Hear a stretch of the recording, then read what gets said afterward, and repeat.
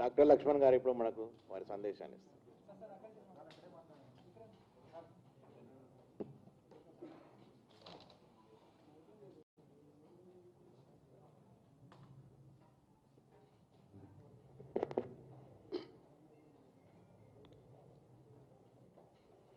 भारत माता की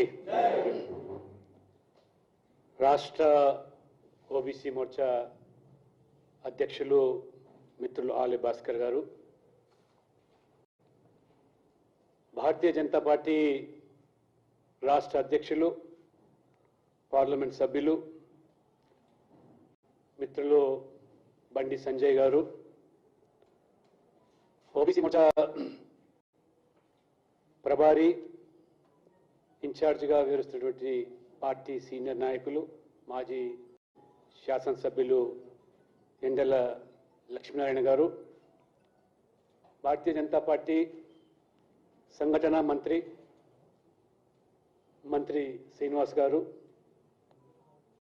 ఇటీవలే జాతీయ కార్యవర్గ సభ్యులుగా మన రాష్ట్రం నుంచి నియమింపబడ్డటువంటి మిత్రులు రమేష్ గారు, పూర్వము వారు నార్త్ ఈస్ట్ రాష్ట్రాల్లో సంఘటన మంత్రిగా పనిచేసి అనుభవజ్ఞులు, పూసరాజు గారు, రాష్ట్ర గంగపుత్ర సంఘం యొక్క అధ్యక్షులు మిత్రులు పూసరాజు గారు, కర్ణాటక నుంచి అనుకోకుండా ఈరోజు హైదరాబాద్కు వారు వచ్చారు. లక్ష్మణ్ వారు తపస్సి లక్ష్మణ్ వారు కూడా నేషనల్ ఎగ్జిక్యూటివ్ మెంబర్, కర్ణాటక నుంచి కూడా 2 కార్యవర్గ సభ్యులు, అందులో వారు ఒకరు. వారు హైదరాబాద్కు వచ్చిన సందర్భంలో నన్ను కలుస్తానప్పుడు ఆఫీస్కి రమ్మన్నాను. వారు మనలో ఉండడం కూడా సంతోషం. పార్టీ ఉపాధ్యక్షులు సీనియర్ నాయకులు సదానంద్ ముదిరాజ్ గారు, మల్లేశం యాదవ్ గారు,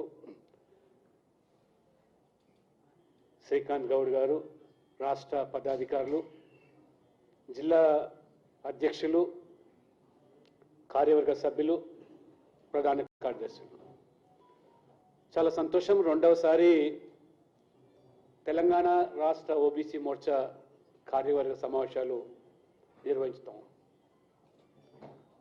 దేశవ్యాప్తంగా 28 రాష్ట్రాల్లో ఓబీసీ మోర్చా కమిటీలు పూర్తి చేసుకొని 28 రాష్ట్రాల్లో కూడా 2 సార్లు కార్యవర్గ సమావేశాలు పూర్తి చేసుకున్నాం. పలు రాష్ట్రాల్లో జిల్లా స్థాయిలో కార్యవర్గాలు, మండల స్థాయి కార్యవర్గాలు కూడా మరి ఈరోజు మిగతా రాష్ట్రాల్లో సమావేశాలు చాలా క్రియాశీలకంగా ఈరోజు కొనసాగుతున్నాయి. భారతీయ జనతా పార్టీకి ప్రధాన అంగంగా ఈరోజు ఓబీసీ దేశవ్యాప్తంగా మారుతూ ఉన్నది. అన్ని రాష్ట్రాల కార్యవర్గ సమావేశాలు జరుగుతున్న సందర్భంలో ఆయా రాష్ట్ర ముఖ్యమంత్రులు, ఉత్తరప్రదేశ్ ఓబీసీ మోర్చా కార్యవర్గ సమావేశంలో ముఖ్యమంత్రి యోగి ఆదిత్యనాథ్ గారు 2 రోజుల సమావేశంలో ఒకరోజు పూర్తి సమావేశంలో వారు పాల్గొన్నారు. అదే రకంగా ఉత్తరాఖండ్లో డాక్టర్ పుష్కర్ సింగ్ గారు ముఖ్యమంత్రి హోదాలో 2 రోజుల కార్యవర్గంలో ఒకరోజు పూర్తిగా వారు పాల్గొన్నారు. అదే రకంగా మొన్న ఏదైతే హర్యానాలో ఓబీసీ మోర్చా కార్యవర్గం జరిగితే మరి మనోహర్ లాల్ ఖట్టర్ గారు కార్యవర్గ సమావేశంలో పాల్గొన్నారు. ఛత్తీస్గఢ్లో పూర్వ ముఖ్యమంత్రి డాక్టర్ రమణ్ సింగ్ గారు, ఆ రకంగా జాతీయ కార్యవర్గ సమావేశాలు కూడా జాతీయ అధ్యక్షులు నడ్డా గారు మరి ఆ రకంగా రెండోసారి ఇప్పుడు మళ్ళీ కార్యవర్గ సమావేశాలు గుజరాత్లో జరగబోతున్నాయి ఈ నెల చివరిలో. జాతీయ అధ్యక్షులు జేపీ నడ్డా గారు, అదే రకంగా సంఘటన మహామంత్రి సంతోష్ జీ గారు, అక్కడి ముఖ్యమంత్రి వారు కూడా ఆ 3 రోజుల సమావేశాల్లో రోజు ఒకరు చొప్పున పాల్గొంటారు. దీన్ని బట్టి మనం అర్థం చేసుకోవాలి ఓబీసీ మోర్చా ప్రాముఖ్యత ఎంత ఉందో. అంటే దేశవ్యాప్తంగా సమాజంలో 50% పైగా ఉన్న జనాభాకు ప్రాతినిధ్యం వహిస్తున్న మన మీద ఎంత బాధ్యత ఉందో మీరు గమనించాలి. తెలంగాణలో కూడా 54% జనాభా ఓబీసీలు,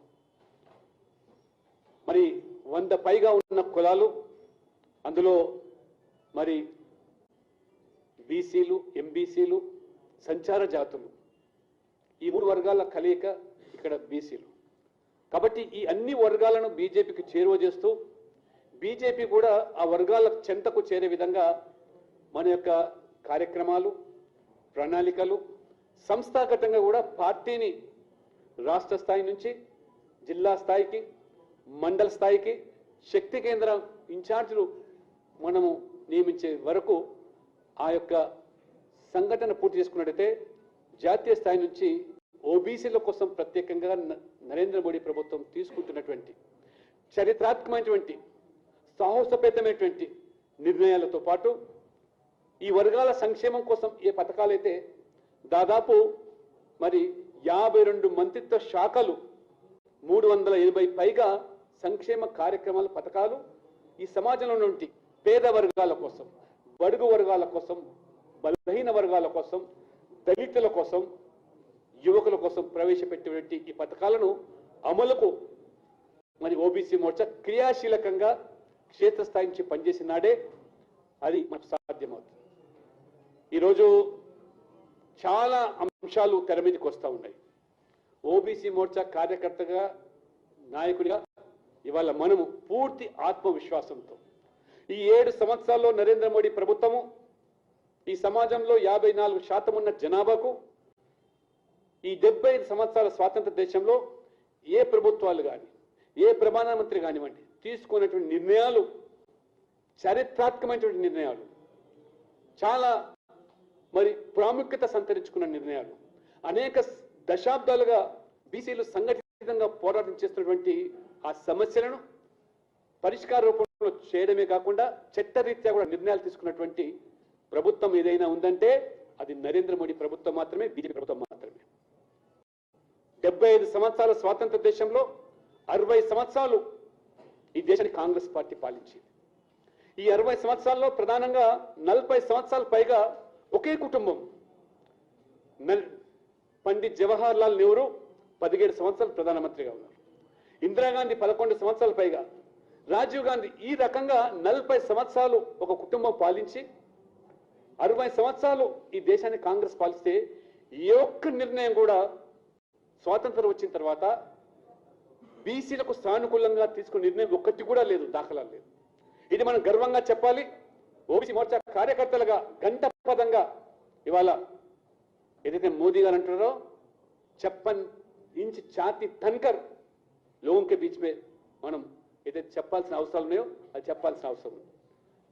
మొదటిసారిగా స్వాతంత్రం వచ్చిన తర్వాత డాక్టర్ బాబాసాహెబ్ అంబేద్కర్ రాజ్యాంగ నిర్మాత వారైతే ప్రస్తావించారో బీసీల కోసం ఒక ప్రత్యేకమైనటువంటి కమిషన్ ఏర్పాటు చేసి బీసీల స్థితిగతులను అధ్యయనం చేసి దానికి అనుగుణంగా ఎస్సీ ఎస్టీలకు ఏదైతే రిజర్వేషన్ల ప్రక్రియ రాజకీయంగా విద్యా ఉద్యోగాల్లో కల్పిస్తున్నామో అదే పంతాలో బీసీలకు న్యాయం జరగాలంటే కమిషన్ ఏర్పాటు చేయాలంటే ససేమిరా అన్నటువంటి ప్రధానమంత్రి హోదాలో నెహ్రూ గారు ఎట్టి పరిస్థితుల్లో బీసీ కమిషన్ ఏర్పాటు చేయడానికి సిద్ధంగా లేరు. సందర్భంలో డాక్టర్ బాబాసాహెబ్ అంబేద్కర్ గారు నిరసనగా రాజీనామా చేసి ఒత్తిడి పెంచితే దేశవ్యాప్తంగా ఆ ఉద్యమ ఒత్తిడికి లొంగి 1950లో కాకా కలేకర్ కమిషన్ బీసీల స్థితిగతుల గురించి, బీసీల యొక్క రాజకీయపరమైనటువంటి విద్యా ఉద్యోగాల్లో కూడా రాణించడానికి అణగారినటువంటి విశ్వపరమైనటువంటి ఈ వర్గాలకు న్యాయం జరగాలని చెప్తే ఆ రోజు కాకా కలేకర్ కమిషన్ ఏర్పాటు చేస్తే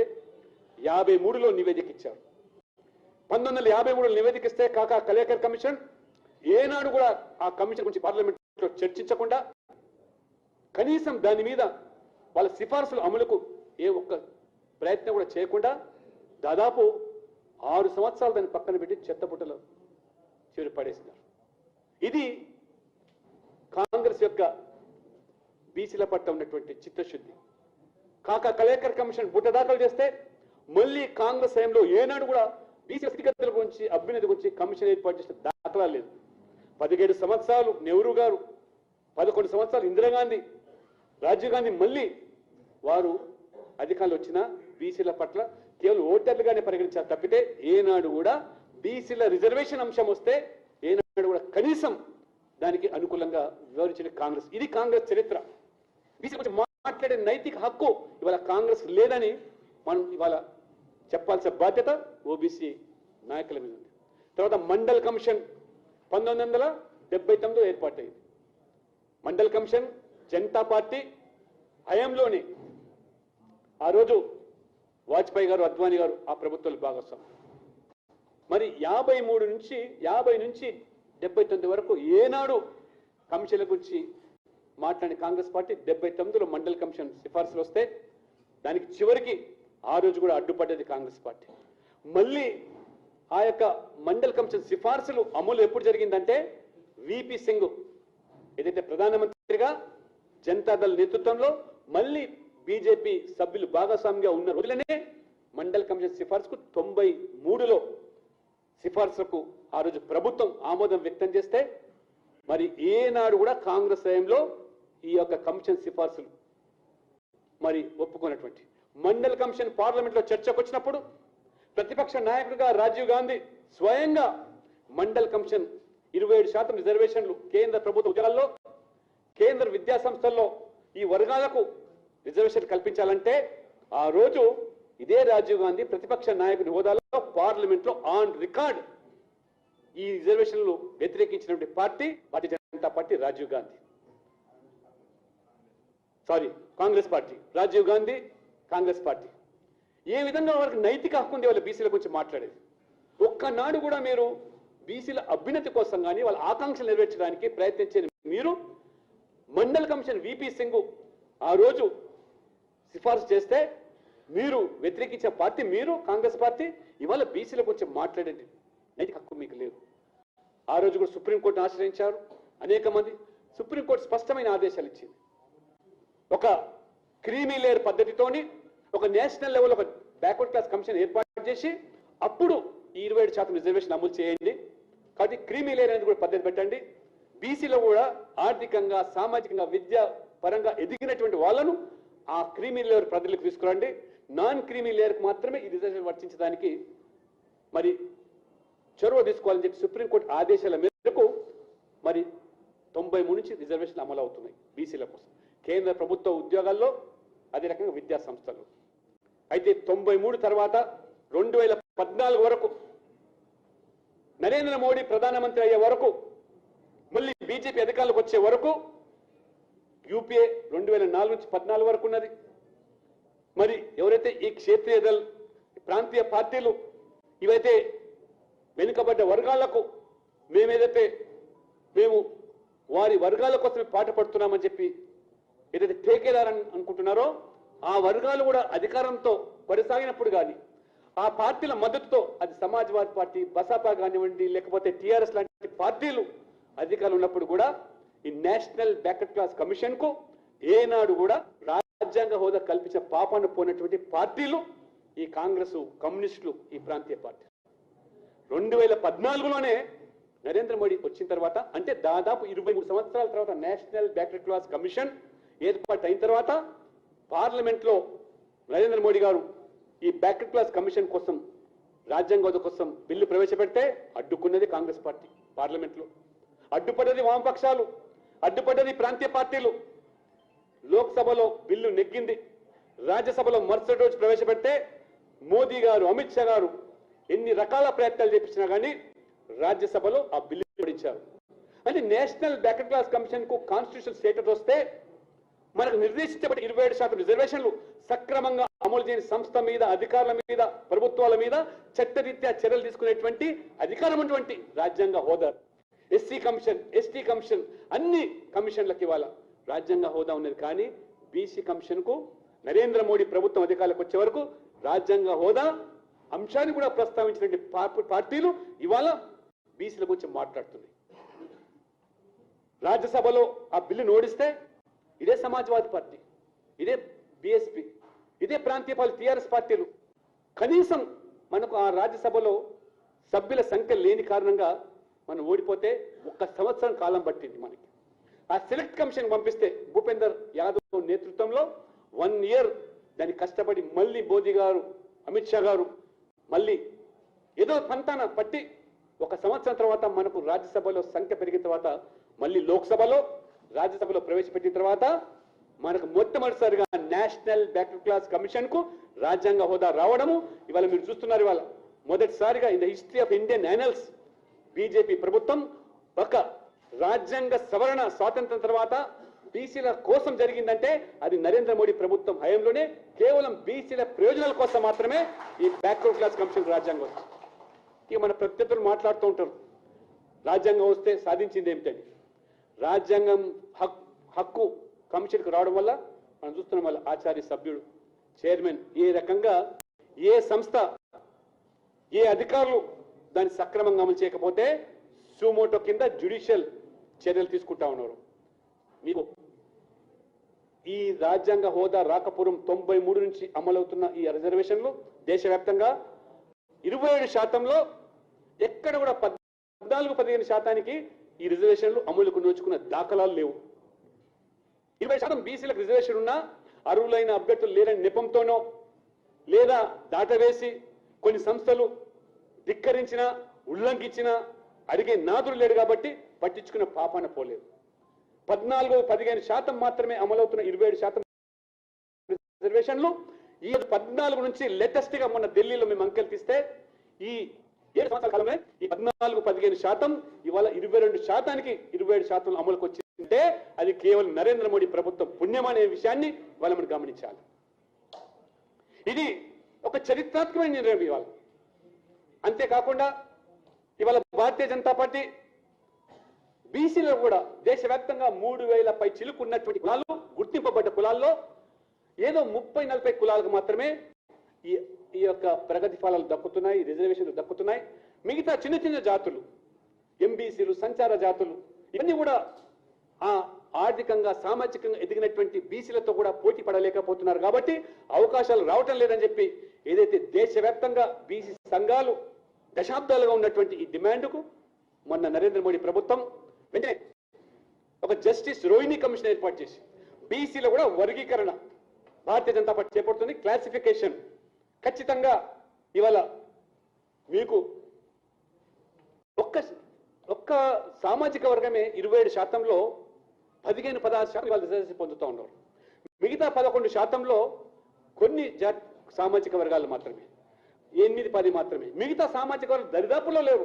70 సంవత్సరాల్లో 1% రిజర్వేషన్ పొందినటువంటి కులాలు ఇవాళ 3000 పై చిలుకున్నాయంటే ఇది నరేంద్ర మోడీ గారు మన సిద్ధాంతం అంత్యోదయ సిద్ధాంతం పండిత్ దీన్ దయాళ్ ఉపాధ్యాయులు ప్రవచించిన అంత్యోదయ సిద్ధాంతం మేరకు సమాజ చిట్ట చివరికి పేదరికంలో అతి పేదవారికి మొదట వారికి కూడా ఈ ప్రగతి ఫలాలు అందాలనే సంకల్పంతో జస్టిస్ రోహిణి కమిషన్ ఏర్పాటు చేస్తే వర్గీకరణ జరగబోతున్న త్వరలోనే 2-3 మాసాల్లో పత్రికలు 27%ని 10% కొన్ని తెగలకు, 9% కొన్ని వర్గాలకు, 6% కొన్ని వర్గాలకు, 2% సంచార జాతులకు ఈ మాదిరిగా ప్రతి ఒక్కరు కూడా అవకాశాలు కల్పించే నిర్ణయం ఇవాళ నరేంద్ర మోడీ ప్రభుత్వం తీసుకుంటున్నది.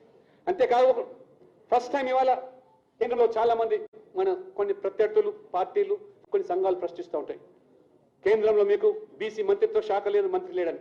అయ్యా ఇవాళ మొత్తం దేశానికి ప్రధానమంత్రి అయినటువంటి నరేంద్ర మోడీ అత్యంత వెనుకబడ్డ సామాజిక వర్గం నుంచి వచ్చిన ఒక వ్యక్తి, అతి పేద కుటుంబంలో పుట్టిన వ్యక్తి దేశానికి ప్రధానమంత్రిని అయ్యింది. ఇవాళ వారు ప్రధానమంత్రిగా కొనసాగుతున్న సందర్భంలో మరి బీసీ మంత్రిత్వమే లేదు, బీసీ ప్రధానమంత్రిగానే కొనసాగుతున్న సందర్భంలో మీరు ఇంకా బీసీ మంత్రిత్వ శాఖ గురించి మీరు మాట్లాడుతున్నారు. అది బీజేపీకే సాధ్యమైంది. మిగతా పార్టీల్లో 70 సంవత్సరాల్లో ఏ పార్టీ అయినా ఒక బీసీ సామాజిక వర్గానికి సంబంధించిన వ్యక్తిని ప్రధానమంత్రి చేశారా? ప్రధానమంత్రి పార్టీ అధ్యక్షుడు వాళ్ళ మన రాష్ట్రంలో అయితే తండ్రి ప్రెసిడెంట్, తండ్రి ముఖ్యమంత్రి, కొడుకు మంత్రి, తండ్రి ప్రెసిడెంట్, కొడుకు వర్కింగ్ ప్రెసిడెంట్. ఇక బీసీల గురించి వాళ్ళ ఆలోచన. కాబట్టి ఇవాళ అందుకనే ఏదైతే ఇవాళ దేశం మొత్తం మీద మన సముద్ర తీరం 1000 కిలోమీటర్లు ఉన్నదో ఆ సముద్ర తీరాన్ని నమ్ముకొని బతుకుతున్నటువంటి మత్స్యకారులు ఏవైతున్నారో కొన్ని లక్షల కుటుంబాలు, ఆ లక్షల కుటుంబాల కోసం ప్రత్యేకమైన మంత్రిత్వ శాఖ మొదటిసారిగా బీజేపీ ప్రభుత్వంలో నరేంద్ర మోడీ ప్రభుత్వం ఒక మత్స్యకారుల కోసం ప్రత్యేక మంత్రిత్వ శాఖ, ప్రత్యేక బడ్జెట్ కల్పించినటువంటి ప్రభుత్వం ఇది మోదీ ప్రభుత్వం. ఇదంటే ఇంకా మేలు. అంతేకాదు 93లో రిజర్వేషన్లు మనకు ఎడ్యుకేషన్లో, ఎంప్లాయ్మెంట్లో అవకాశాలు కల్పిస్తే ఇన్ని ప్రభుత్వాలు కొనసాగినాయి. కానీ ఫస్ట్ టైం ఈ వార్షిక సంవత్సరంలో, ఈ సంవత్సరంలోనే కేంద్రీయ విద్యాలయంలో, నవోదయ పాఠశాలలో ఈ సంవత్సరం 27% ఓబీసీ విద్యార్థులకు రిజర్వేషన్లు కల్పించబడుతున్నాయంటే నరేంద్ర మోడీ ప్రభుత్వం ఎంత చిత్తశుద్ధితోని ఇన్ని రోజులు వాళ్ళు విస్తరింప చేసినప్పటికీ ఉల్లంఘించినప్పటికీ కూడా ఎవరు చర్య తీసుకోలేదు. కేంద్ర విద్యలో 27% ఎందుకు అమలు చేయలేదంటే అది నదులు లేదు. ఎందుకంటే ఎన్సీబీసీకి కాన్స్టిట్యూషన్ స్టేటస్ లేకపోవడం వల్ల అడిగే హక్కు లేదు. ఇప్పుడు అడిగే హక్కు వచ్చింది కాబట్టి అన్ని సంస్థలు ఇప్పుడు అమలు చేస్తా ఉన్నాయి. వాళ్ళు ఈ సంవత్సరమే దాదాపు 70,000 మంది ఓబీసీ స్టూడెంట్స్ కు కేంద్ర విద్యాలయంలో, నవోదయ పాఠశాలల్లో, సైనిక్ స్కూల్స్ లో, ఇంకా ఈ యొక్క లా యూనివర్సిటీలో ఈ సంవత్సరం రిజర్వేషన్స్ అమలు జరుగుతూ ఉన్నాయి. నిజంగా ఇదే మధ్యలో మాట్లాడకండి. ఎవరు మాట్లాడుతారు? కూర్చోండి ప్లీజ్. ఇదే 70,000 విద్యార్థులు కనుక 93 నుంచి అమలు ఉంటే ఇవాళ రిజర్వేషన్ అంశం చర్చ కూడా ఉండకపోయేది. 70,000 మంది ఓబీసీ విద్యార్థులకు క్వాలిటీ ఎడ్యుకేషన్, మంచి ఇన్ఫ్రాస్ట్రక్చర్ ఉన్నటువంటి ఎడ్యుకేషన్ ఇవాళ సైనిక్ స్కూల్స్ లో ఒక పిల్లోని ఇవాళ చేరిస్తే అందరూ 6th క్లాస్ నుంచి బయటకు వచ్చేసరికి ఒక లెఫ్టినెంట్ జనరల్ గా, ఒక మిలిటరీ ఆఫీసర్ గా ఎదుగుతామంటే ఆ కుటుంబంలో ఎంత మార్పులు వస్తే ఒకసారి ఊహించండి. దీనికి ఎవరు బాధ్యులు? గత పాలకులు కాదా? మీరు చేసిన పాపాలు కాదా? బీసీల పట్ల చేసినట్టు అన్యాయం కాదా? ప్రశ్నించాల్సినటువంటి హక్కు మనకుంది ఓబీసీ మోర్చాగా.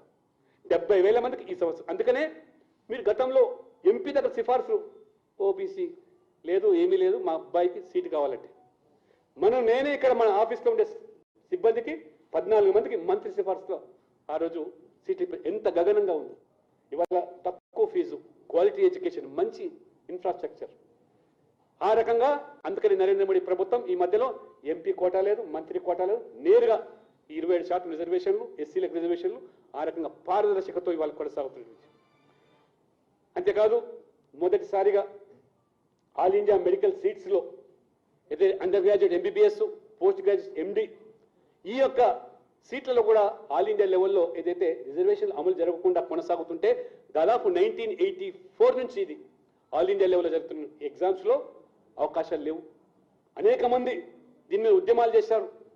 మేము ఆల్ ఇండియా లెవెల్లో national OBC Morcha executive meeting జరుగుతున్న సందర్భంలో ఈ అంశం చర్చకు వచ్చినప్పుడు వెంటనే మేమందరం కలిసి నడ్డా గారు మా సమక్షంలో ఈ అంశాన్ని చర్చకు తీసుకొని వెంటనే వారు మరి భూపేంద్ర యాదవ్ను పిలిపించి నరేంద్ర మోడీ గారికి బీసీ ఎంపీలను వెంటనే తీసుకొని అప్నాదాలతో సహా ఇది జరుగుతున్న అన్యాయం, మన నేషనల్ ఎగ్జిక్యూటివ్ మీటింగ్ లో ఓబీసీ మోర్చాలో చర్చకు వచ్చిందంటే ప్రధానమంత్రి ఆన్ ద స్పాట్ 1 వీక్ లో హెల్త్ మినిస్ట్రీకి చెప్పి వెంటనే 27% ఇవాళ రిజర్వేషన్ అమలు జరగాలి, ఏ రకంగా ఇది విస్మరింపబడదని చెప్పి తద్వారా ఇవాళ 4,500 మంది మెడికల్ సీట్స్ లో ఎంబీబీఎస్, ఎండిఎల్ ఇవాళ ఓబీసీ విద్యార్థులకు అవకాశాలు వస్తున్నాయంటే ఆ కుటుంబంలో ఒక వ్యక్తి డాక్టర్ అయితే ఆ కుటుంబం ఏ రకంగా ఇవాళ వాళ్ళ జీవన సరళి మారుతున్నారు.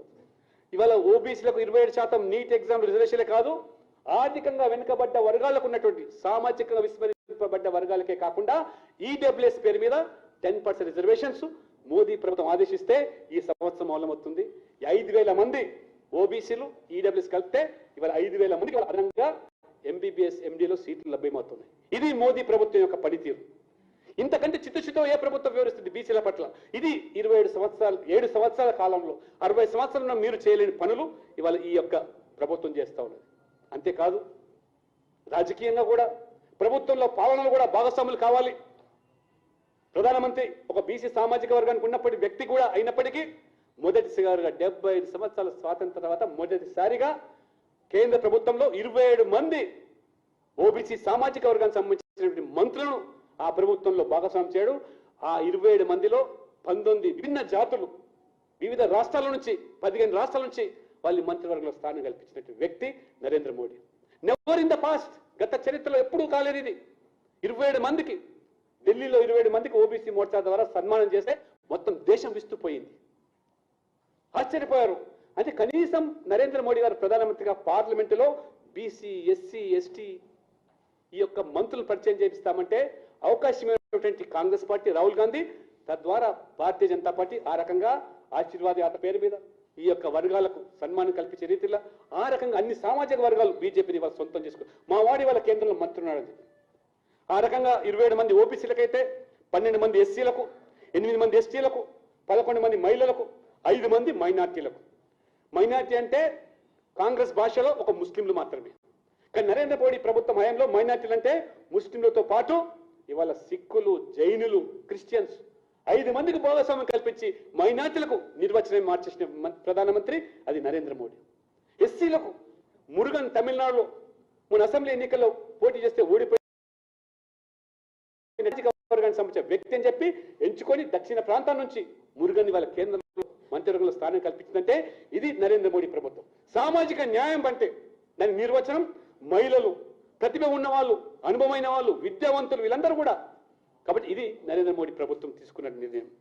దీంతో పాటు మొన్న మేము ఢిల్లీలో ఓబీసీ ఆఫీస్ పేరు సమావేశమైనప్పుడు మా దృష్టికి ఒకటి వచ్చింది.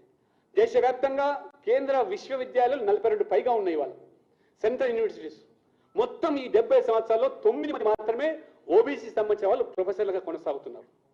అటువంటి పరిస్థితిలో ఈ అంశం బ్యాక్లాగ్ పోస్టు దాదాపు 10,000 ఖాళీగా ఉన్నాయి, భర్తీ చేస్తలేరంటే వెంటనే మేము అందరం వెళ్ళి ధర్మేంద్ర ప్రధాన్ హెచ్ఆర్డీ మినిస్టర్గా వారు కలిసి వాళ్ళ దృష్టి తీసుకొస్తే ఎట్లా జరిగింది ఇది ఇంత అన్యాయం అని చెప్పి వెంటనే వారు తెప్పించి వారు వెంటనే ఆదేశం ఇచ్చారు.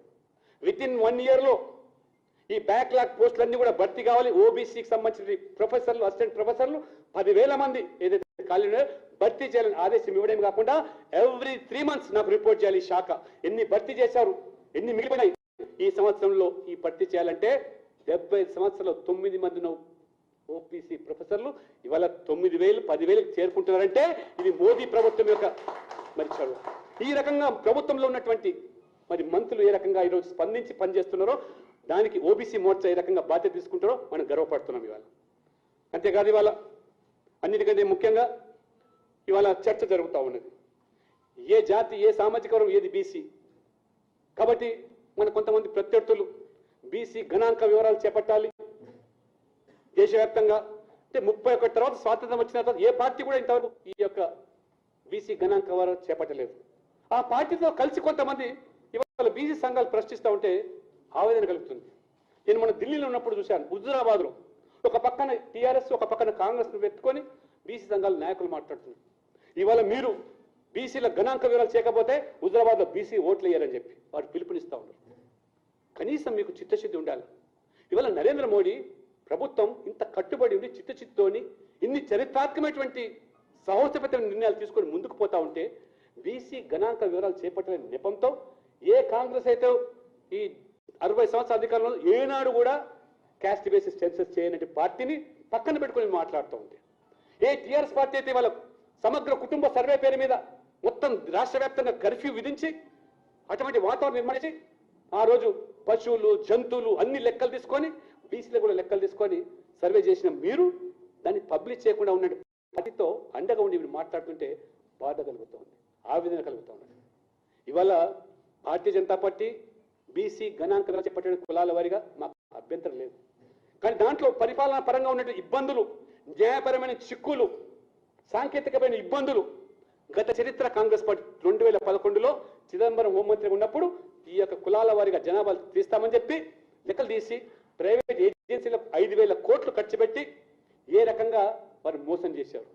ఆశ్చర్యం కలుగుతుంది మీకు. దేశం మొత్తం మీద వారు చెప్పిన లెక్కలు 46 లక్షల కులాలు ఈ దేశంలో కొనసాగుతున్నాయని చెప్తున్నారు వాళ్ళు.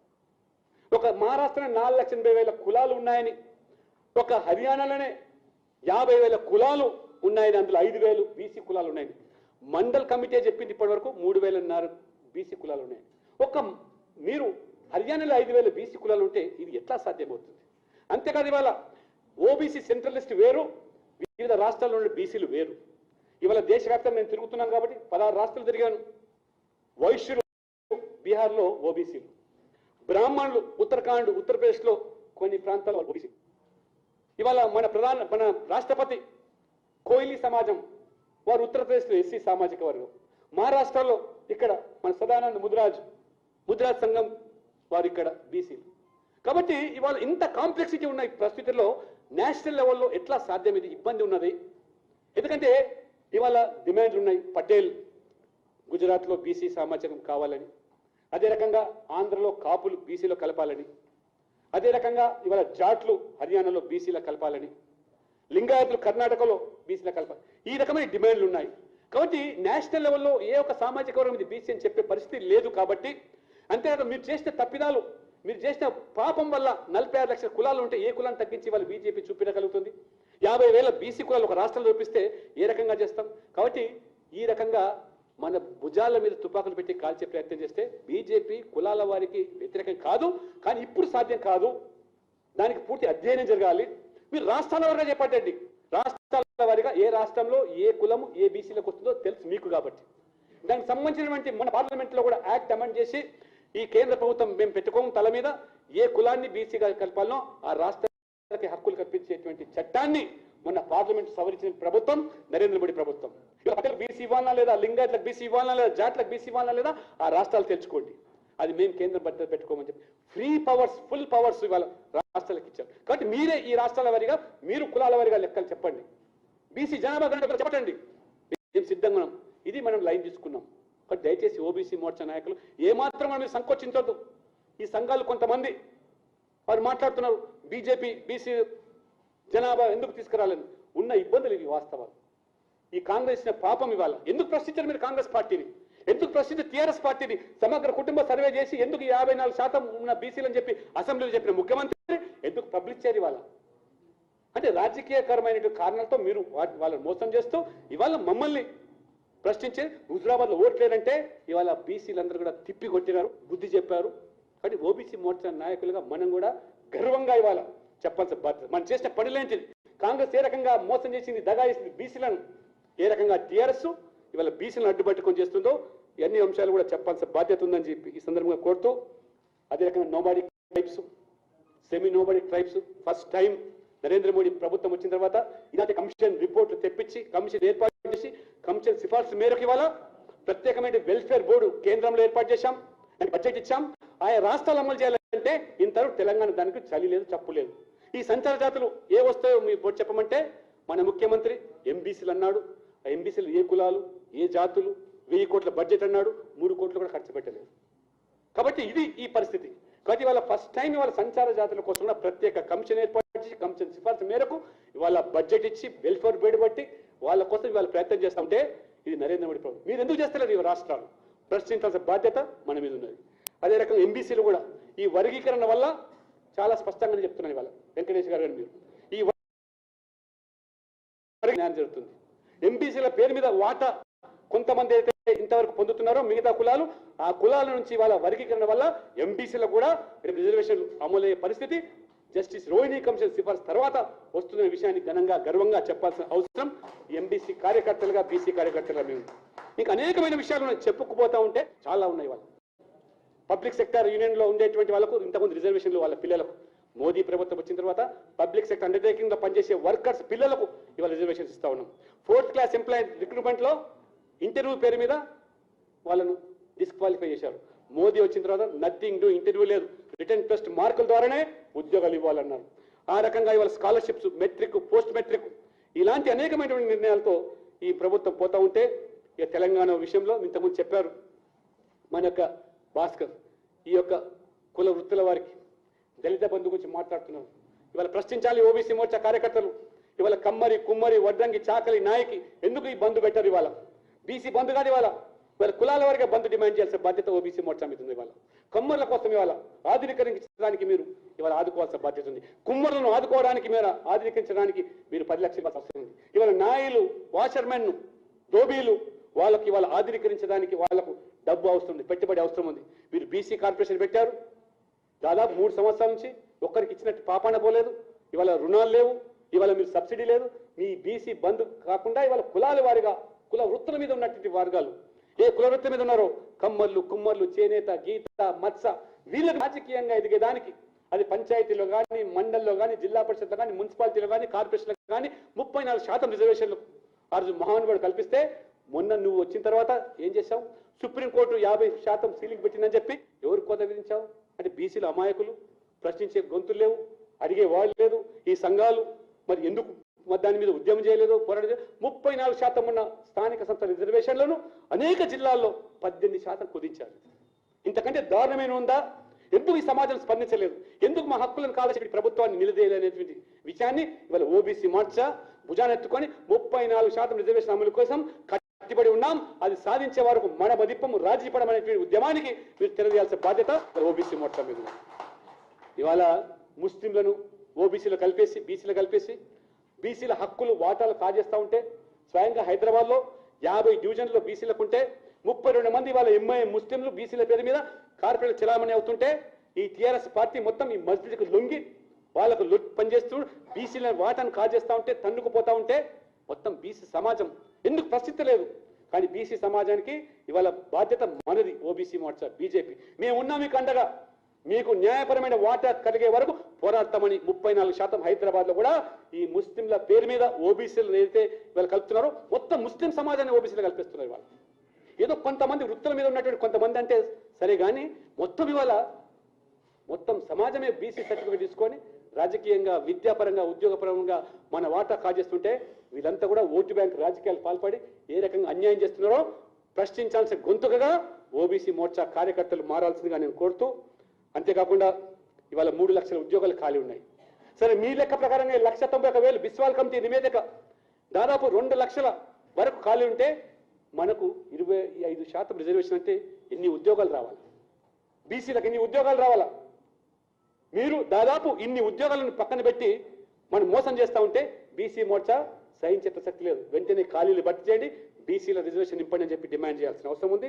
ఈ రకంగా ఆత్మ గౌరవ భవనాల పేరు మీద కానివ్వండి, లేదా ఇంకా మరి మీరు బీసీ కార్పొరేట్ నిధులు కానివ్వండి, గొర్రెల పంపిణీలో జరుగుతున్న అవకతవకలు కానివ్వండి, సంచార జాతకు న్యాయం కానివ్వండి, ఫీ రియంబర్స్మెంట్ విషయంలో ఆంక్షలు, ఎస్సీలకు ఫ్రీ సంతోషం, ఎస్టీలకు ఫ్రీ సంతోషం, మైనార్టీలకు ఫ్రీ సంతోషం, బీసీలకు వచ్చే మాత్రం 10,000 ర్యాంకు లోపల వస్తేనే మీకు ఫుల్ ఫీజు మాఫీ, లేకపోతే లేదు.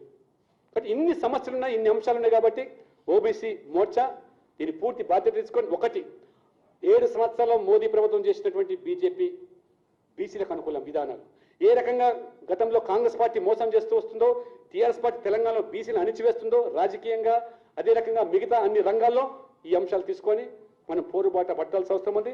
ఆ రకంగా ఓబీసీ మోర్చా బాధ్యత తీసుకోవాల్సి వస్తుంది. ప్రధానమైనటువంటి బాధ్యత ఇవాళ బీజేపీలో తెలంగాణలో ఓబీసీ మోర్చా మీద ఉంది. కాబట్టి ఇన్ని అంశాలను తీసుకొని మీరు ముందుకు పోవాలి. కాబట్టి వెంటనే